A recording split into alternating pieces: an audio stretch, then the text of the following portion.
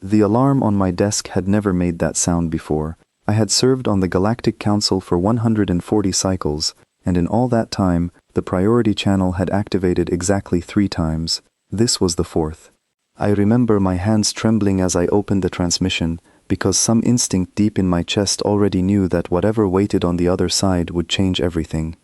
The human ambassador stood at the center of the main chamber, and the room had gone completely silent. Her name was Charlotte Vance, and she had represented Earth for nearly a decade.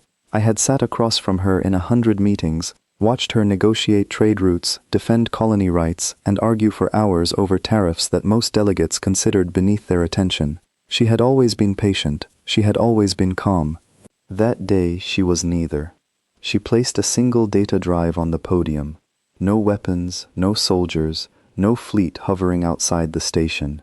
Just her, and a folder of documents that she said contained 40 years of records, 40 years of unequal treaties, 40 years of blocked expansion rights, 40 years of human forces quietly holding back threats that the rest of us pretended did not exist, while the Council collected taxes and offered nothing in return. Effective immediately, she said, the human systems withdraw from the Galactic Council, not just our seat, not just our vote, all of it. I remember the laughter. I am ashamed to admit that I laughed too. The Kryn delegate actually clapped, a mocking, slow applause that echoed through the chamber. Humanity was young. They had only been traveling between stars for a little over a century. Their fleets were modest compared to the Skarn hegemony, or the Velen Combine. Their economy, while growing, was a fraction of the size of the older member worlds. What could their absence possibly cost the rest of us? I did not understand, not then, that we were laughing at the one thing holding the roof over our heads. Charlotte did not argue. She did not raise her voice. She simply said that the human fleet stationed along the Kelvax corridor would be recalled within 30 days, that all shared intelligence feeds would be severed, and that any human currently serving in joint council operations would be given the choice to return home or resign their citizenship.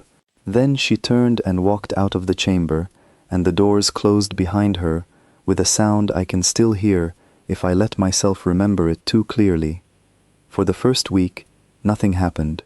The council issued a formal statement expressing disappointment. Several delegates suggested sanctions against human trade, as if humanity needed our permission to prosper. I remember sitting in my private office that week, reviewing old reports, and noticing something strange. Nearly every incident report involving pirates, raiders, or unregistered warships along our shared borders included a small notation: Human patrol vessel responded. Human patrol vessel neutralized threat. Human patrol vessel escorted civilian convoy to safety. I had never questioned those notations before.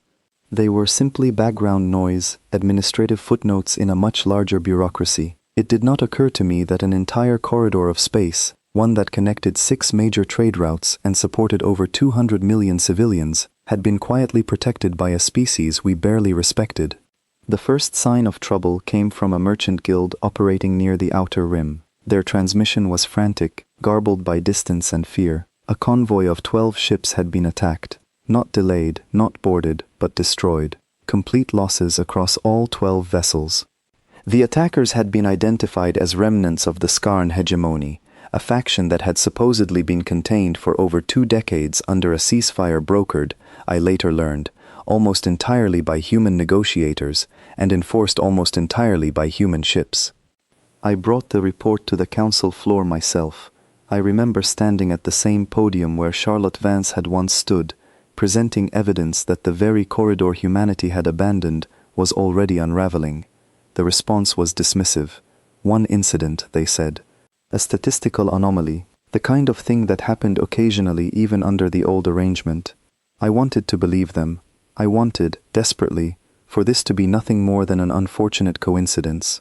But over the following weeks, more reports arrived. A colony on the edge of Velen space reported an unauthorized fleet passing through their system without so much as a warning ping. A research station near the Halvorn belt went silent for 6 days before finally re-establishing contact, its crew shaken and unwilling to discuss what they had seen drifting past their sensors. I began keeping my own private log around this time, separate from official council records, because I sensed that something larger was moving beneath the surface of these isolated incidents. I did not yet understand what it was.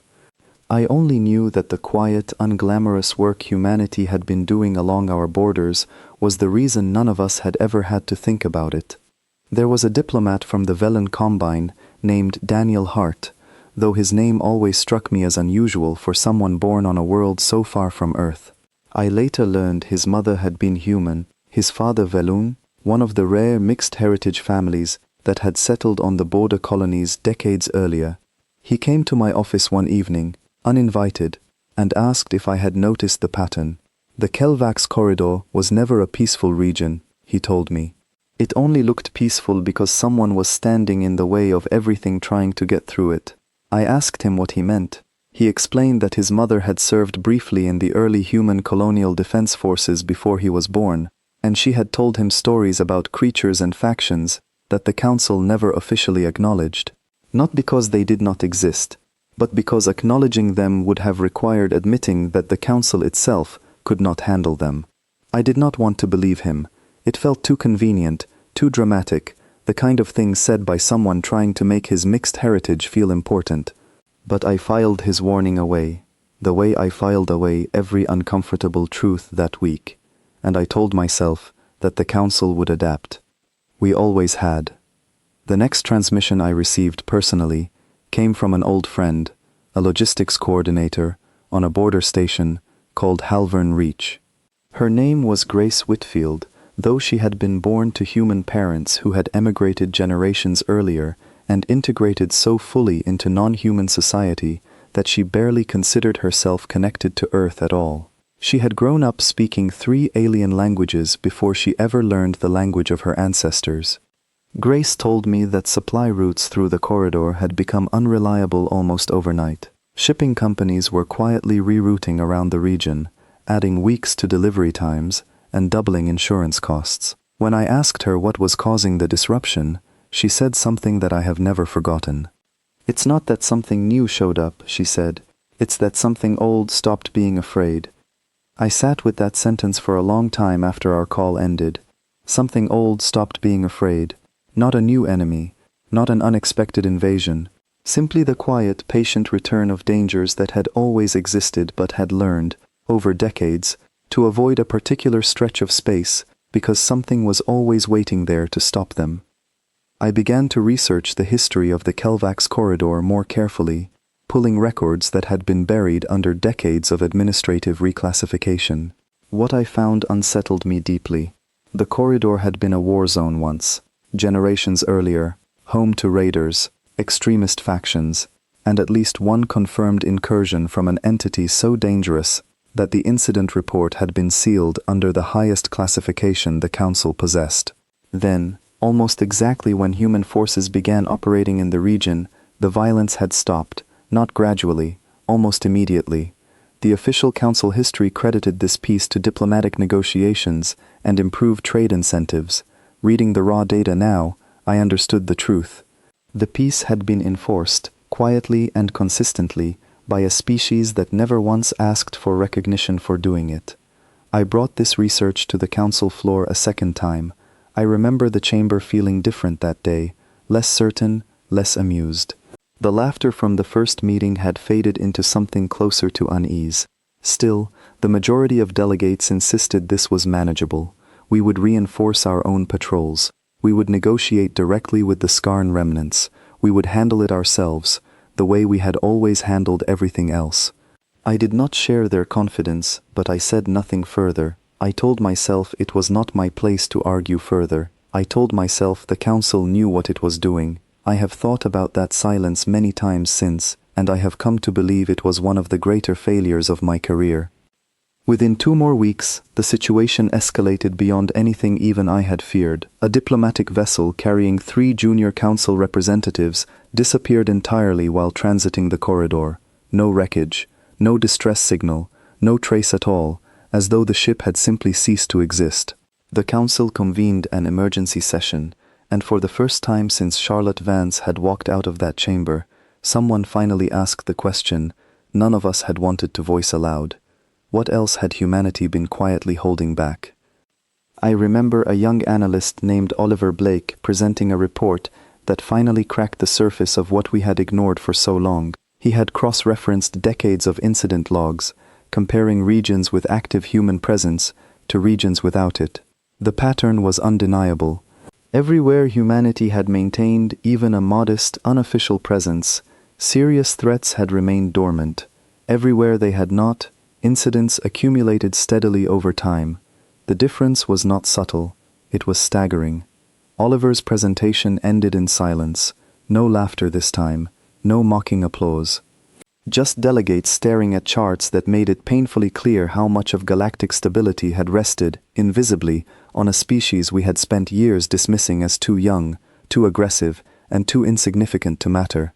I left the chamber that day and walked the long corridor back to my quarters alone. I passed viewports showing the same stars I had looked at for over a century, and for the first time in my long life, they did not feel familiar. They felt exposed, as though a curtain had been pulled back to reveal how thin the walls around us truly were. That night, I opened my private log again and wrote a single line that I still remember word for word. We did not lose humanity's cooperation. We lost the only thing standing between us and everything humanity had been quietly holding at bay. I did not know yet how right that sentence would prove to be, or how much worse things were about to become. I only knew that somewhere out in the dark, in a region we had once called peaceful, without ever asking why, something ancient and patient was beginning to stir, and this time, no one was standing in its way. The silence humanity left behind was not empty, it was waiting. And very soon, it would begin to speak.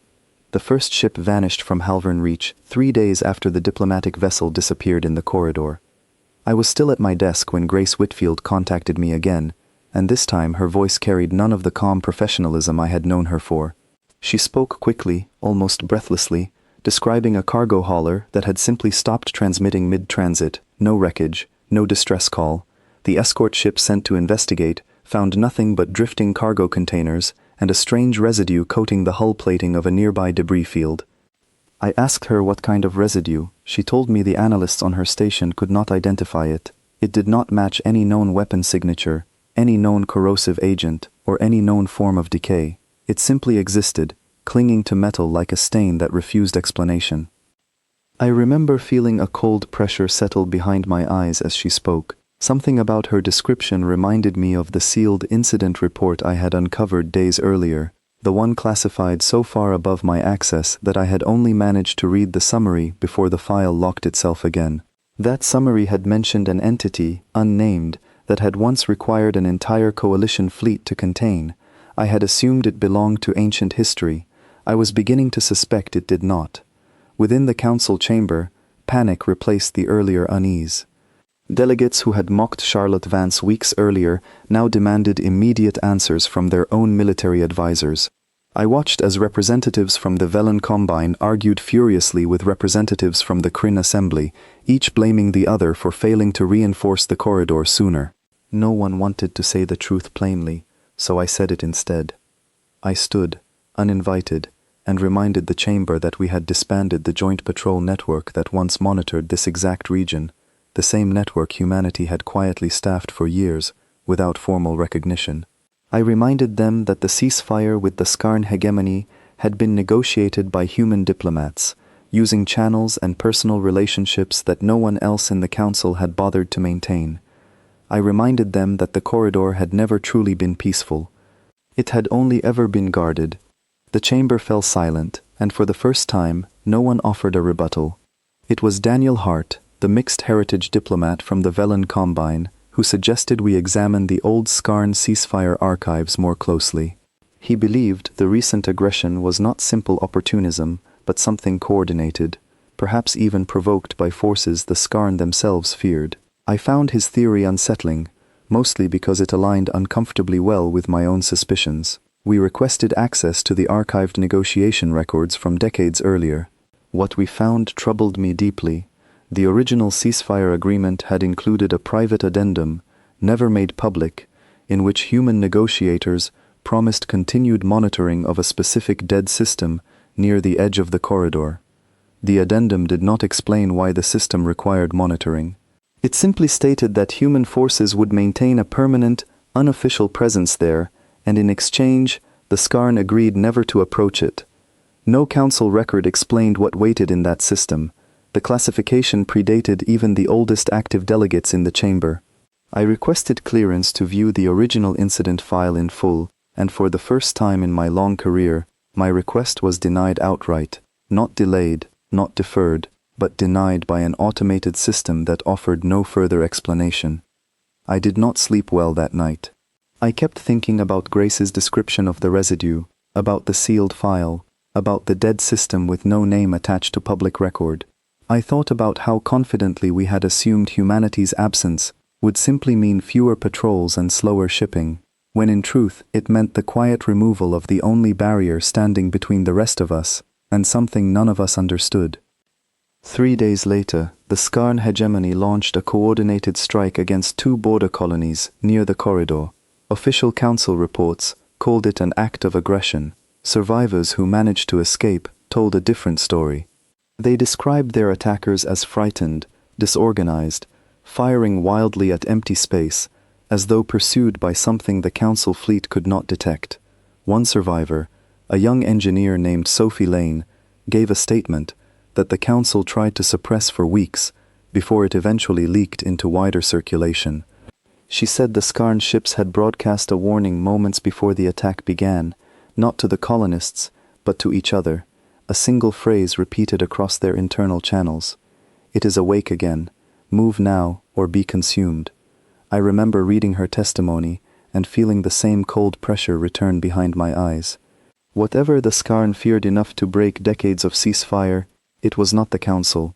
It was something else, something that had apparently remained dormant for years, contained not by treaties or diplomacy, but by the quiet, unglamorous presence of human ships, stationed exactly where no one else had thought to look. The council convened an emergency session unlike any I had witnessed before. Military advisors from every major member species argued over strategy, most of it centered on reinforcing the corridor with conventional fleets. I listened to hours of debate before finally standing to ask the question no one seemed willing to voice. What if conventional fleets were never the point? I explained my theory as clearly as I could. Humanity's presence in the corridor had never been about raw military strength.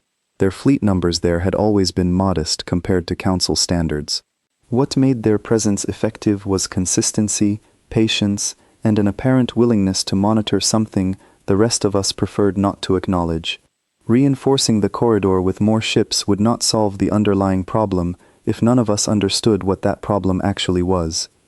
The chamber did not receive my theory well. Several delegates accused me of exaggerating the situation to justify renewed dependence on humanity, a suggestion that stung more than I expected, given that my own species had spent decades treating human contributions as an afterthought.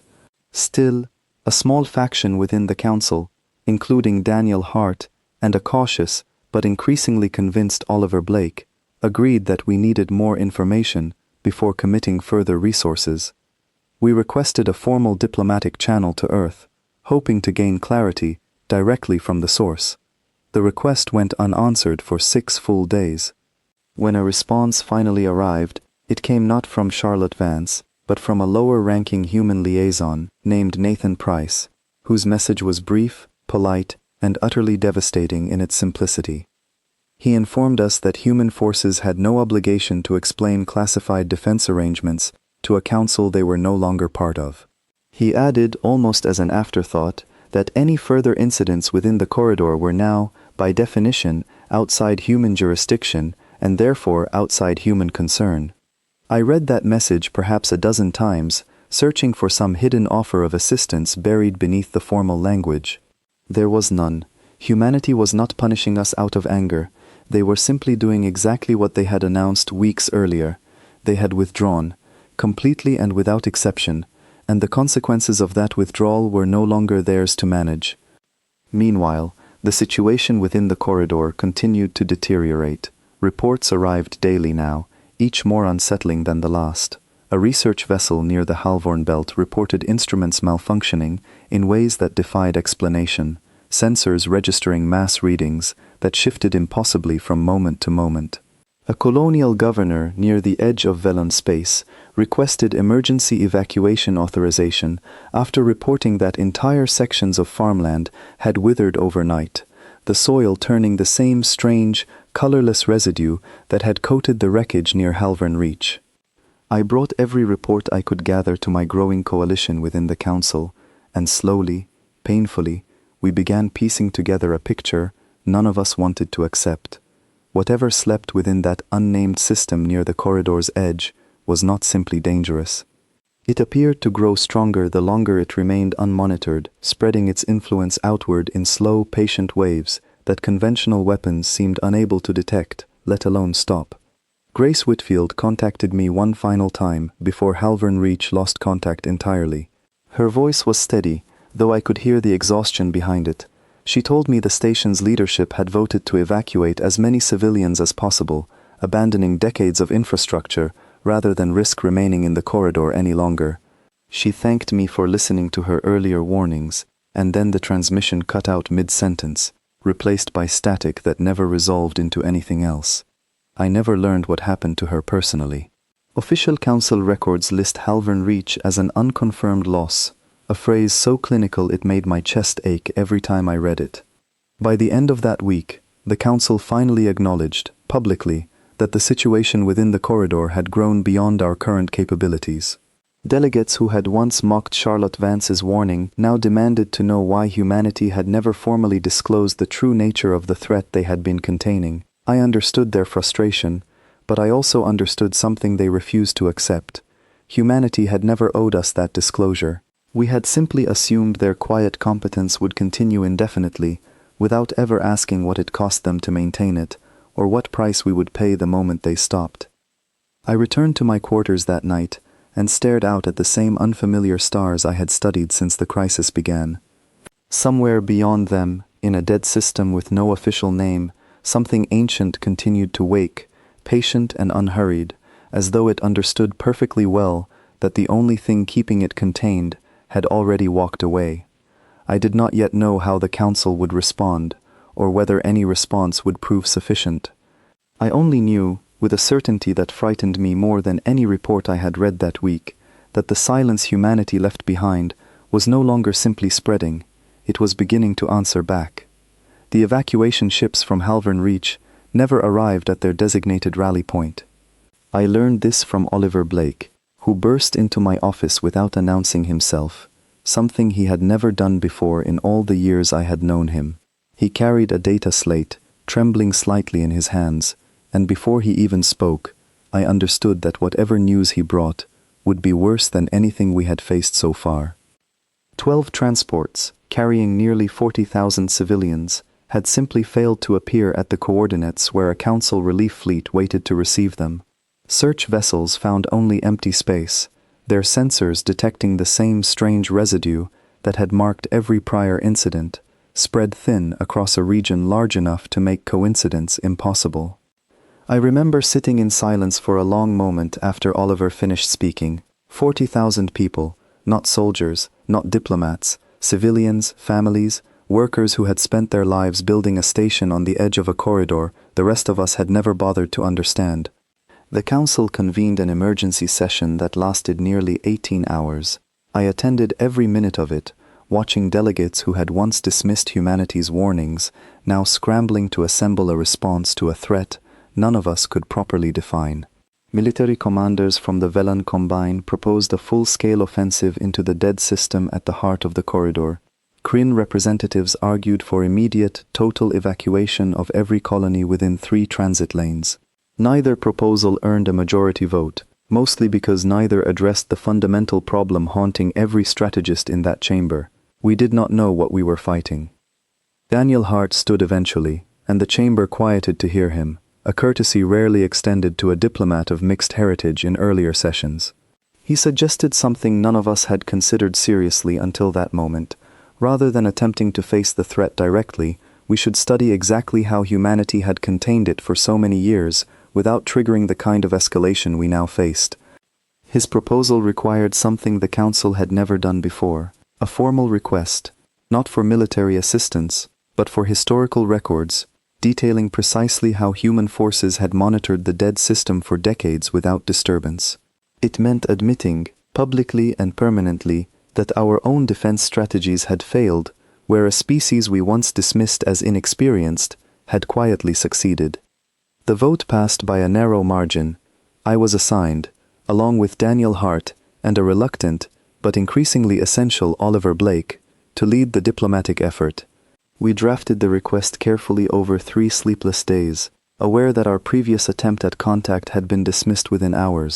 This time, we did not ask for intervention.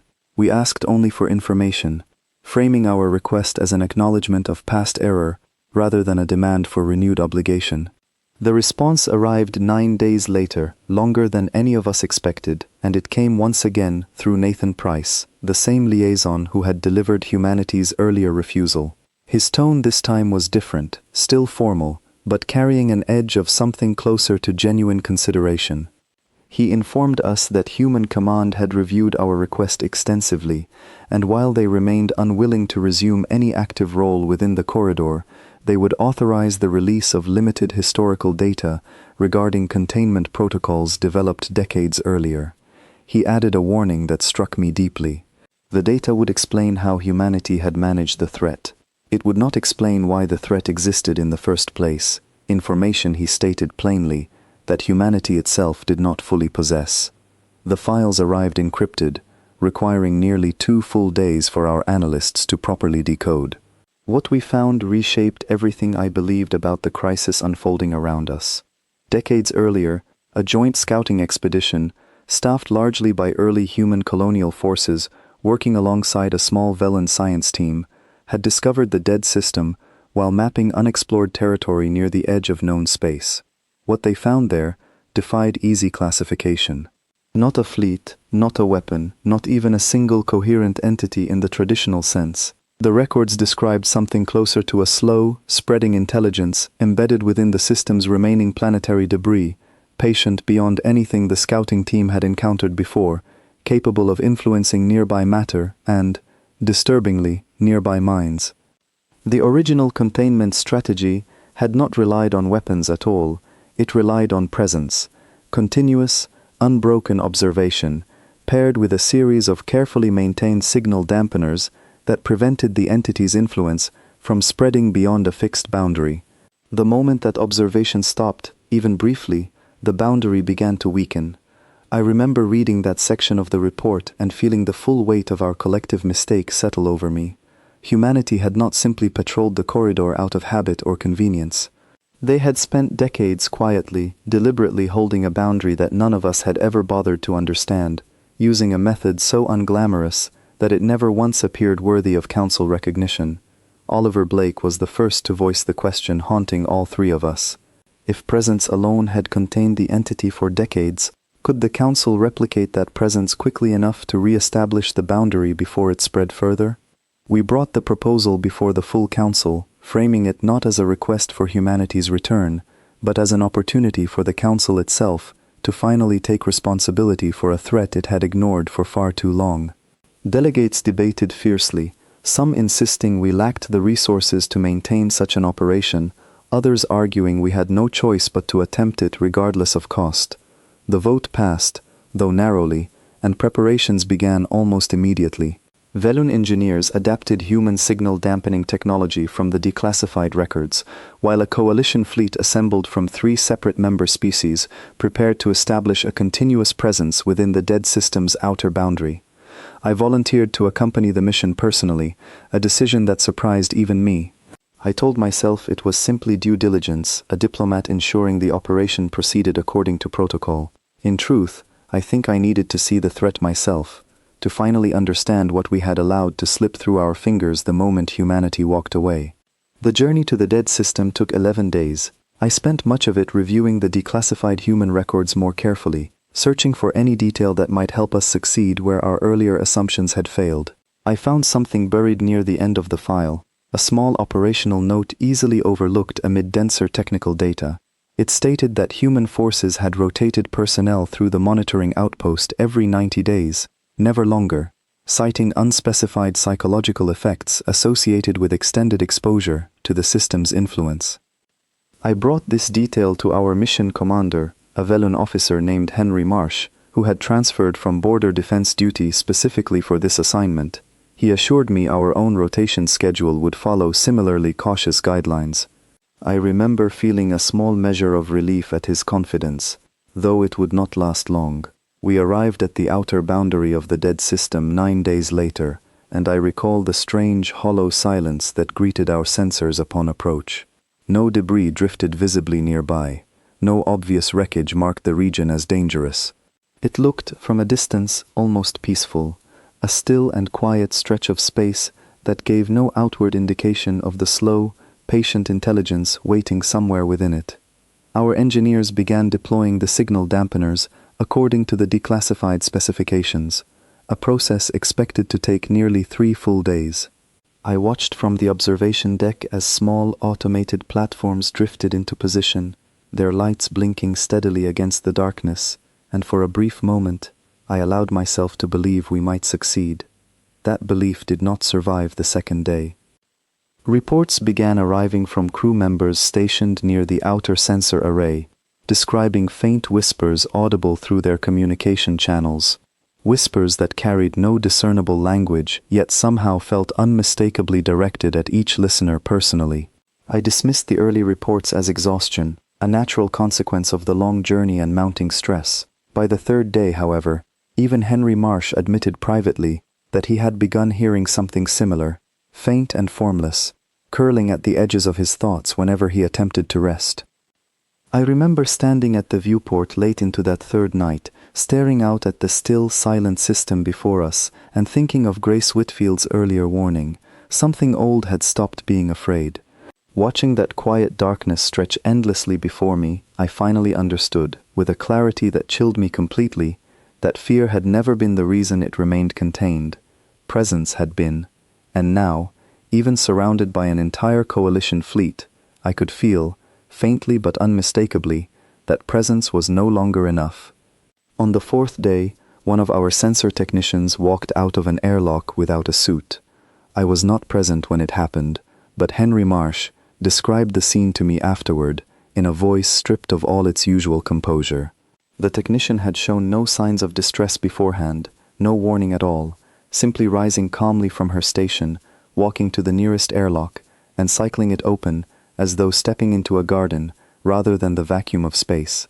Her final recorded words, captured by a nearby monitor, were soft and almost content. She said she finally understood what it wanted. The fleet fell into a controlled panic after that. Henry Marsh ordered an immediate halt to further dampener deployment, insisting we needed time to reassess our approach before losing anyone else. I did not object. I had begun hearing the whispers myself by then, faint threads of something that felt less like language and more like a slow, patient invitation, always present just beneath conscious thought. I contacted the Council directly that night, requesting permission to consult the declassified human files once more, searching for any detail we might have overlooked. Buried deep within an appendix, added almost as an afterthought, I found a single line that finally explained everything. Human personnel assigned to the outpost had been selected, in part, for a specific psychological trait identified during early exposure testing. A trained, deliberate resistance to suggestion, cultivated through specialized conditioning that the report described only in the vaguest possible terms. We had assumed presence alone had contained the entity. In truth, presence had only ever worked because the specific individuals maintaining it had been carefully prepared to withstand its influence. The rest of us, drawn from species with no such preparation, were far more vulnerable than humanity had ever been. I brought this discovery to Henry Marsh immediately, and I watched the color drain slowly from his face as he understood the implications. We could not simply replace human presence with any presence. The boundary required a very specific kind of resilience, one none of our current personnel possessed. The Council received our updated report with visible alarm. Delegates who had spent weeks insisting the Council could manage the crisis without humanity's direct involvement now faced an uncomfortable truth. Whatever solution existed would require either developing our own version of humanity's specialized conditioning, a process that could take years we did not have, or requesting humanity's direct assistance once again, this time with far greater urgency than before. I volunteered to lead a second diplomatic attempt, aware that our previous requests had strained an already fragile relationship.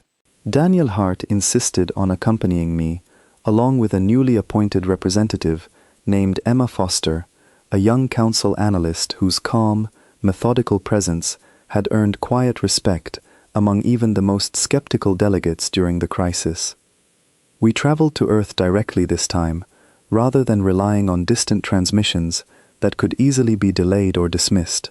I remember the strange discomfort of that journey, rehearsing apologies I was uncertain humanity would even accept, uncertain whether centuries of quiet resentment could be overcome by a crisis of our own making. What greeted us upon arrival surprised me more than I expected. Earth's orbital stations showed no sign of the isolation I had assumed would follow their withdrawal. If anything, human infrastructure appeared to have expanded significantly since the Council's last official survey, new shipyards visible along several orbital rings, unfamiliar vessel designs docked in numbers far greater than our outdated records suggested existed. We were received, eventually, not by Charlotte Vance, but by a senior defense coordinator named Alice Turner, whose measured tone carried none of the open hostility I had feared, though certainly none of the warmth either. She listened patiently as we explained the crisis unfolding within the corridor, the failed containment attempt, the specialized conditioning we now understood was required to withstand the entity's influence. When we finished, she was quiet for a long moment before finally speaking. She told us humanity had known this day would come eventually.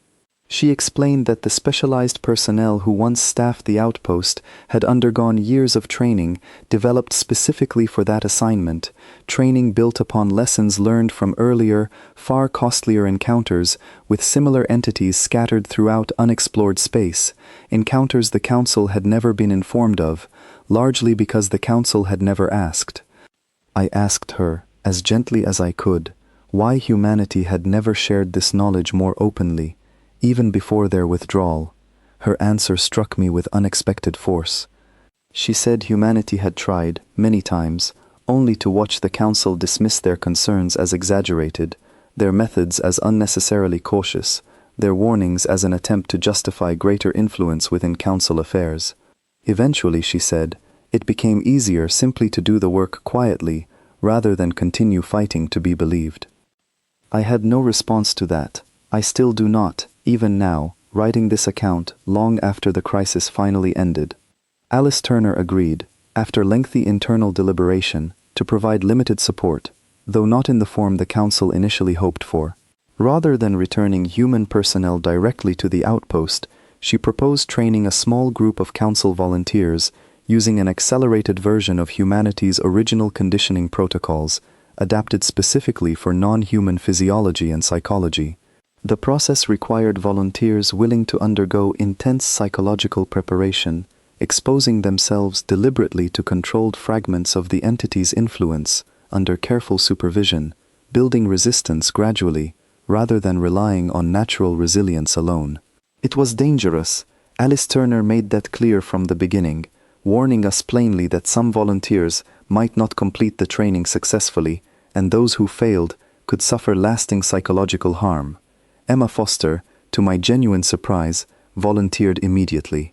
Daniel Hart followed shortly after, citing his mixed heritage as a source of personal motivation, insisting he wanted to prove that the connection between our species could still produce something meaningful even after everything that had happened.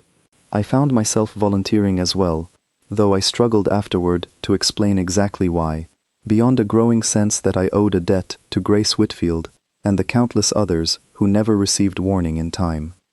The training took place aboard a discreet human research vessel, staffed by a small team led by a calm, quietly authoritative instructor named Sophie Lane, the same young engineer whose earlier testimony about the Scarn attack had first revealed the entity's growing influence. She explained that survivors of traumatic encounters with the entity often possessed a natural head start in developing resistance, having already confronted the early stages of its influence and recognized it for what it was. Over the following weeks, I endured exercises unlike anything I had experienced in over a century of diplomatic service, carefully controlled exposure sessions designed to teach my mind how to recognize and resist the entity's subtle suggestions before they could take root. I will not describe those sessions in detail here. It is enough to say that I emerged from them forever changed, carrying a quiet, permanent awareness of thoughts that were not entirely my own, and the discipline required to recognize and dismiss them. By the time our training concluded, the Council had assembled a small volunteer force, drawn from multiple member species, prepared to return to the corridor and attempt containment once again. Alice Turner accompanied us partway, though she made clear humanity's involvement would end the moment we reached the boundary of their withdrawn territory. She wished us well with a formality that still carried, beneath its surface, something I chose to interpret as genuine concern. As our ships prepared to depart, she offered one final piece of guidance, delivered quietly, almost as an afterthought.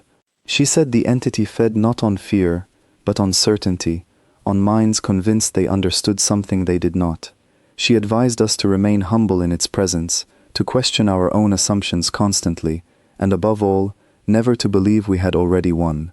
I carried her words with me as our fleet departed for the corridor once more, uncertain whether our hastily developed resilience would prove sufficient against a threat humanity itself had described, quietly and without exaggeration, as far older and far more patient than any of us had ever imagined.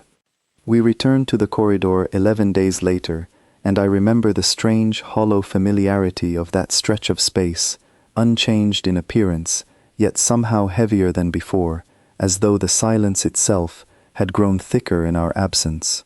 Henry Marsh greeted our arrival with visible relief, having spent the intervening weeks maintaining a cautious distance from the boundary, unwilling to risk further losses without proper preparation. This time, our approach was different. Rather than deploying automated platforms alone, our trained volunteers accompanied each dampener personally, remaining in close proximity throughout the installation process to monitor for any early signs of the entity's influence. I served alongside Emma Foster and Daniel Hart, the three of us assigned to the outermost sensor array, the same region where the earlier technician had lost her life. I will admit, honestly, that the whispers returned almost immediately, faint and familiar, curling gently at the edges of my thoughts within hours of our arrival. This time, however, I recognized them for what they were, and the training Sophie Lane had provided allowed me to acknowledge their presence without allowing them to take root. It was not comfortable. I do not think it ever could be. But it was survivable, and that alone felt like a victory after everything we had endured. Emma Foster proved remarkably resilient throughout the deployment, her calm, methodical nature serving her well, even as the whispers grew more insistent the closer we moved toward the system's center. Daniel Hart struggled more visibly, admitting to me privately one evening that his mixed heritage sometimes made him wonder whether the entity recognized something familiar in him, some faint echo of the specialized resilience his mother had once carried. I did not know how to answer him, though I suspected, based on everything Alice Turner had told us, that his instinct held more truth than either of us wanted to acknowledge. The installation process took nearly 2 full weeks, far longer than our initial estimate, largely due to the additional precautions required to protect our volunteers throughout the deployment. Several dampeners failed during activation, their delicate calibrations disrupted by the entity's subtle interference, requiring careful recalibration under conditions that grew more mentally exhausting with each passing day. Midway through the second week, we experienced our first genuine crisis. A young Kryn volunteer, stationed near the system's inner boundary, began exhibiting signs of severe psychological distress, reporting visions of colleagues who had died years earlier, urging her gently to abandon her post and join them. Sophie Lane, monitoring the deployment remotely from a secure human relay station just outside our jurisdiction, guided our medical team through an emergency stabilization procedure that ultimately saved the volunteer's life, though she required immediate evacuation and did not return to active duty. The incident served as a sobering reminder of exactly how fragile our new resilience truly was. We were not humanity. We had not spent decades refining this particular form of psychological conditioning. We had built something functional, but far from perfect, and the entity seemed almost to sense our uncertainty, probing at it patiently, searching for weaknesses it could exploit. Despite these setbacks, the dampener network gradually took shape across the system's outer boundary.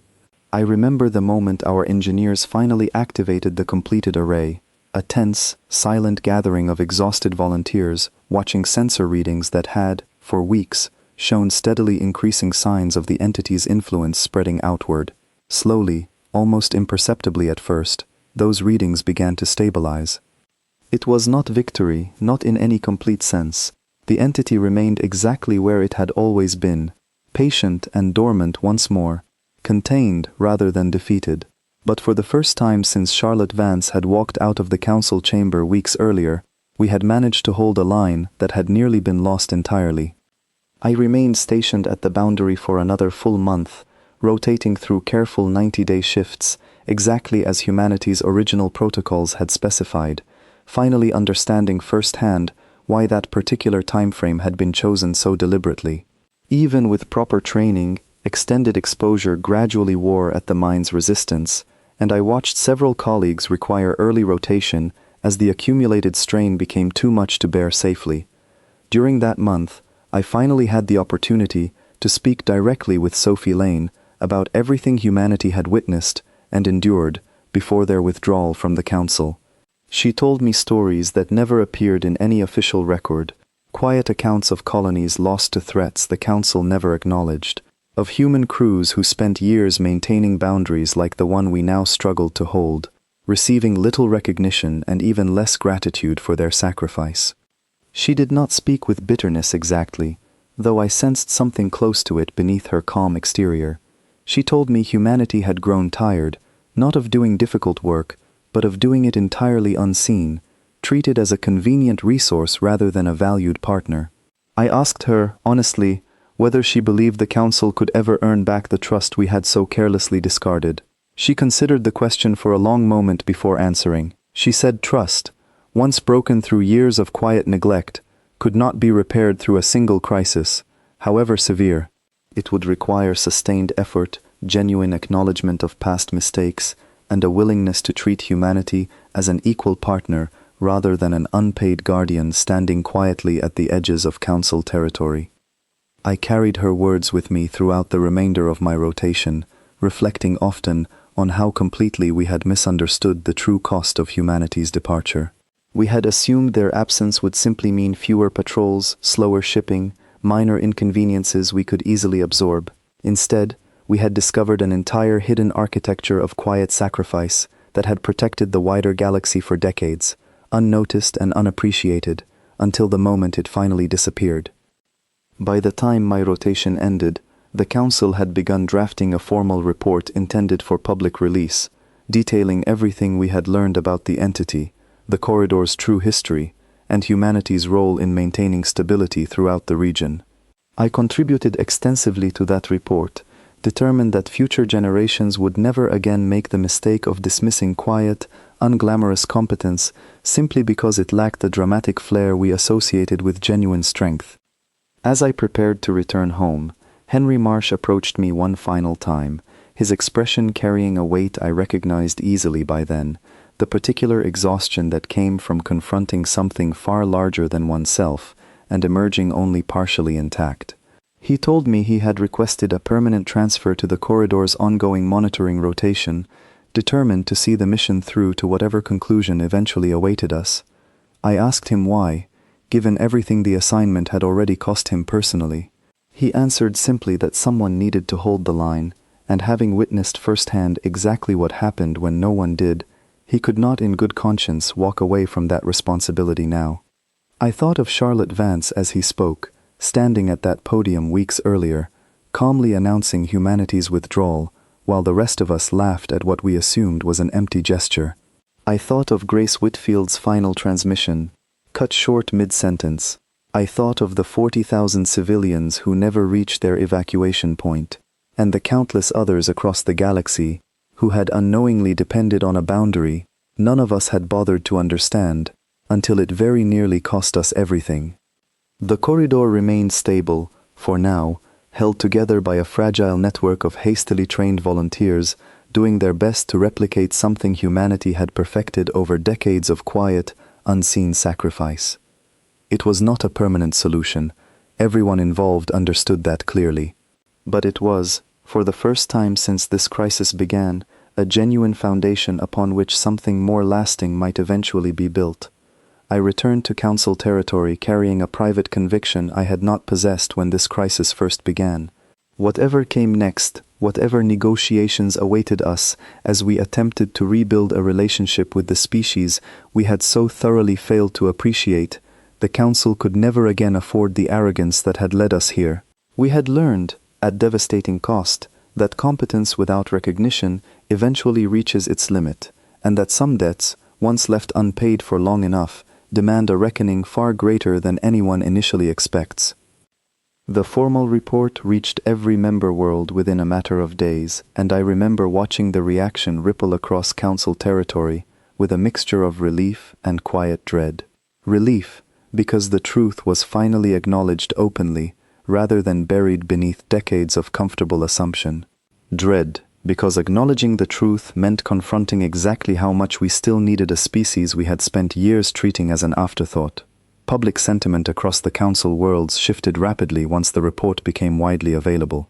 Citizens who had never given humanity a second thought suddenly found themselves debating the ethics of a relationship built almost entirely on unpaid sacrifice. I received messages from delegates I barely knew, some apologetic, some defensive, nearly all of them asking the same underlying question. How had we allowed this to happen without ever noticing?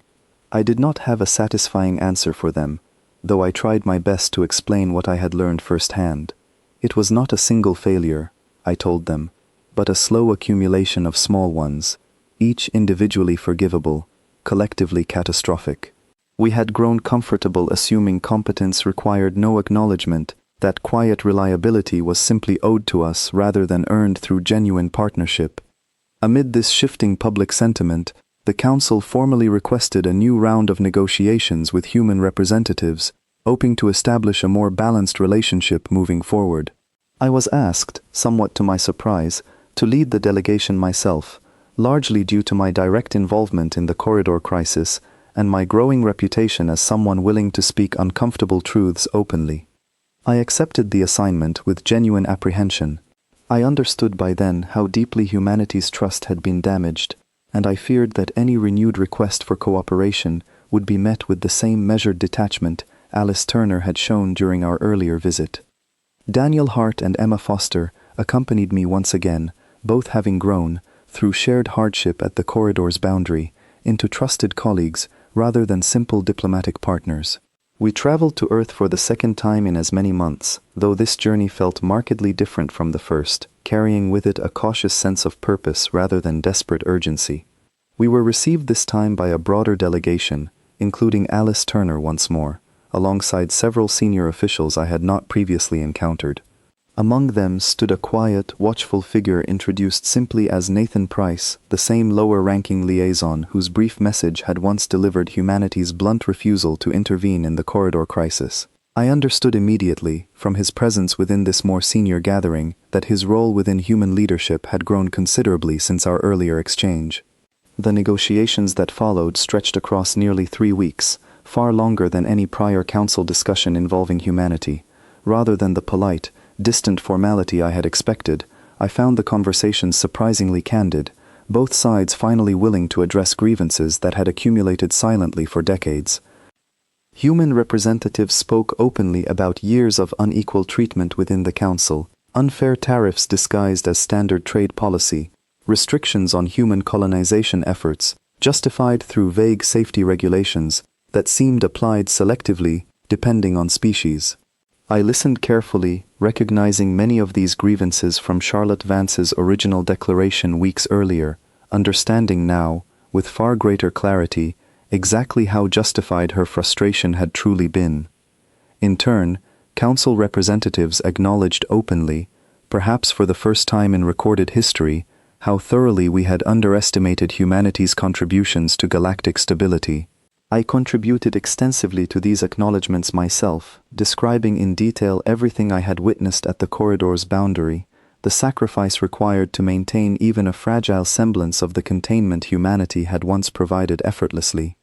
Alice Turner listened to my account with quiet attentiveness, occasionally asking pointed questions about our training process, our losses, the specific challenges our volunteers had faced.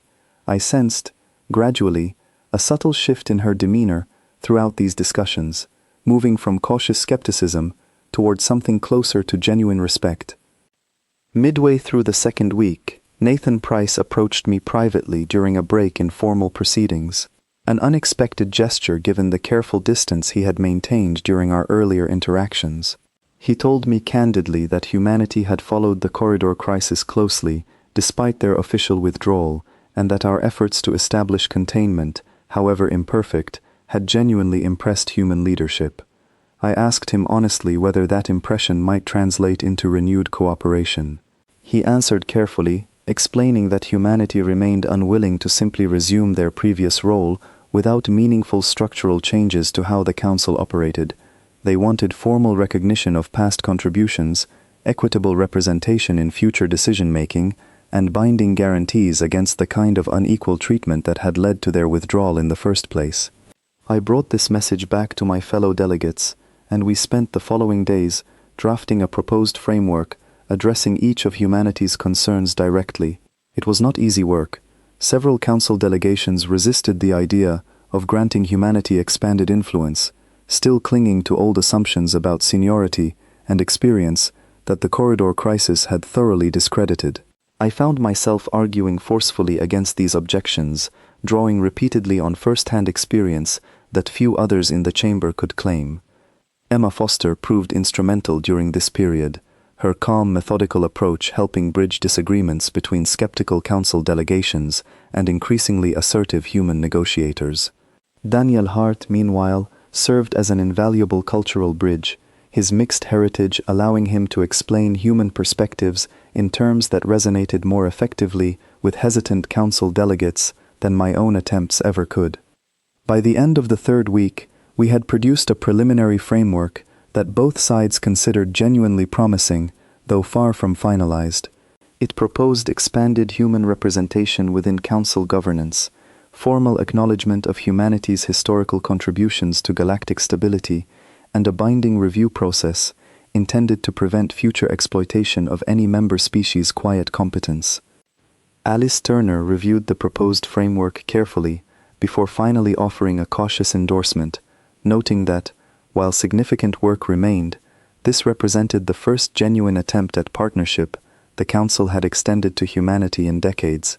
Nathan Price echoed her sentiment, though he added a pointed reminder that words alone would not restore trust. Only sustained, consistent action over time could accomplish that. I returned to Council territory, carrying this preliminary framework with a mixture of cautious optimism and lingering uncertainty. The corridor crisis had forced an uncomfortable reckoning upon all of us, exposing exactly how fragile galactic stability had always been, built upon assumptions we had never bothered to examine closely enough. As negotiations continued in the weeks that followed, I found myself reflecting often on everything I had witnessed since Charlotte Vance first announced humanity's departure from that chamber. I thought of Grace Whitfield's warning, delivered with quiet urgency long before any of us understood its significance. I thought of Sophie Lane's steady guidance during our training, and Henry Marsh's quiet determination to hold the line at the corridor's boundary, despite everything it had already cost him personally. I understood, finally, that humanity had never needed the Council's validation to matter. Their quiet competence had shaped galactic stability for decades, whether or not the rest of us chose to acknowledge it. What had changed, through this painful and costly crisis, was our own understanding of that truth, and our belated recognition that genuine partnership required far more than simply expecting others to solve problems we ourselves had never bothered to understand. The framework we had drafted together represented only a beginning, a fragile first step toward repairing a relationship damaged by decades of quiet neglect. Whether it would ultimately succeed remained uncertain, dependent entirely on whether the Council could finally demonstrate, through sustained action rather than empty words, that we had truly learned from everything this crisis had cost us. 6 months passed before the framework we had drafted finally reached its final form, and I remember the day it was formally presented before the full council chamber as one of the strangest, most humbling moments of my long career. The same room that had once erupted into laughter at Charlotte Vance's quiet declaration now sat in complete silence, listening carefully as every clause of the agreement was read aloud for final ratification. The final framework included provisions few delegates would have accepted willingly at the beginning of this crisis.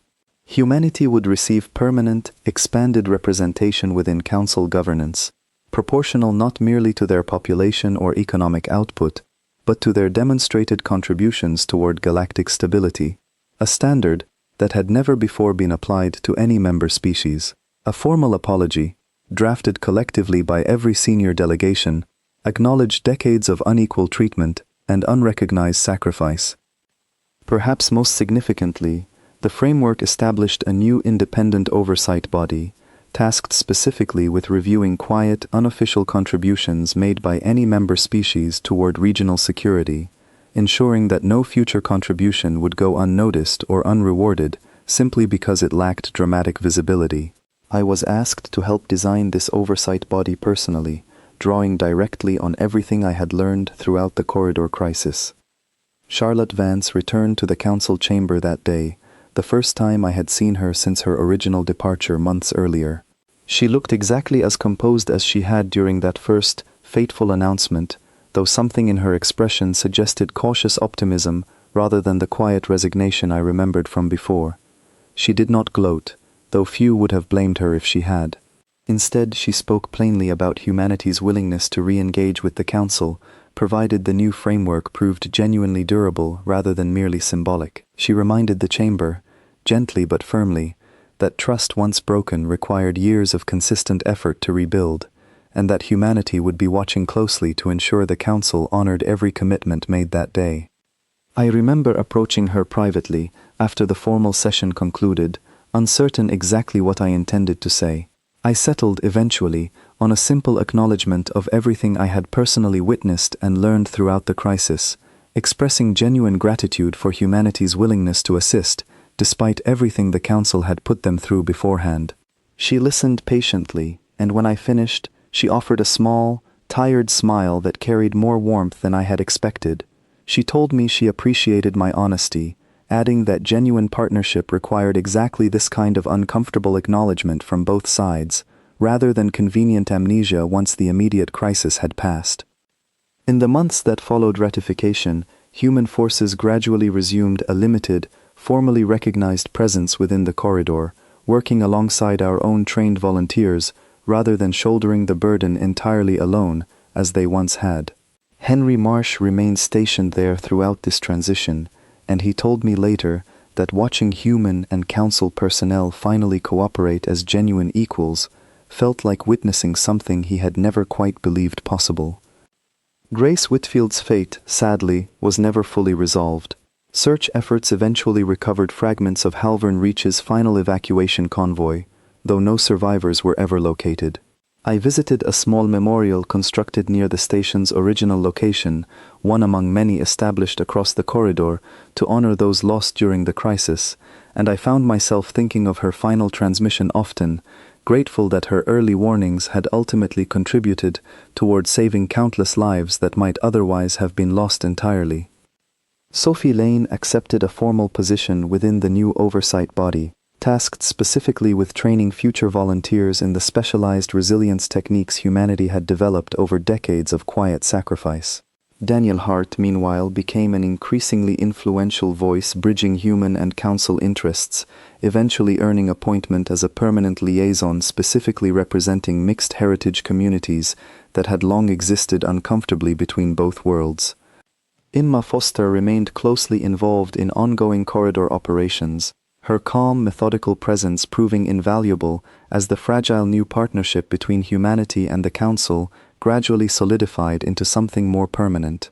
I spoke with her often during this period, and she confided once that she found genuine hope in watching two civilizations slowly learn to trust each other again, however imperfectly, after everything that had nearly destroyed that trust completely.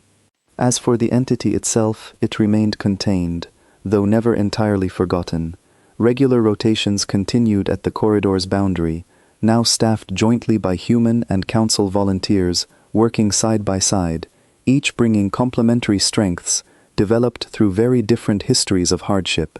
Scientists from both civilizations began collaborating openly for the first time, hoping eventually to understand more fully what exactly slept within that dead system, and whether a more permanent solution might someday be possible. I often think back to those early days of the crisis, when the Council dismissed humanity's departure as a minor inconvenience, confident that their absence would change little beyond administrative paperwork and shipping schedules. I think of how thoroughly that confidence was shattered, and how much suffering resulted from our collective failure to recognize the true cost of quiet, unacknowledged sacrifice. I understand now, with a clarity I did not possess before this crisis began, that genuine strength rarely announces itself loudly. It exists quietly, patiently, often unnoticed until the moment it disappears, leaving behind a silence that reveals, far too late, exactly how much it had been holding together all along. Humanity never asked to be worshipped or feared. They asked only to be recognized honestly for the contributions they made, and treated as genuine partners, rather than convenient tools whose sacrifices could be taken for granted indefinitely. It took a crisis of catastrophic proportions for the rest of us to finally understand that simple, reasonable request. I do not know what challenges still await this fragile new partnership between humanity and the Council, whether old resentments will fully heal, or whether new disagreements will eventually test the foundations we have only just begun rebuilding. I know only that we finally understand, at devastating cost, exactly what we nearly lost through our own arrogance, and exactly what remains possible when two civilizations finally choose to stand together rather than assume one will simply continue holding the line alone. The corridor remains quiet now, watched carefully by those who finally understand what waits within its boundaries, and somewhere out among those same familiar stars I once found so unsettling, humanity and the Council continue the slow, difficult work of rebuilding trust between two civilizations that came far closer to catastrophe than either ever wished to admit. I still keep my private log from those early days, rereading it occasionally as a reminder of everything we very nearly lost. The final entry I wrote before returning home from the corridor remains the truest thing I have ever recorded. We did not simply lose humanity's cooperation when they walked away. We lost our understanding of exactly how much quiet strength had been protecting us all along, and it took nearly losing everything to finally learn what that strength had truly been worth.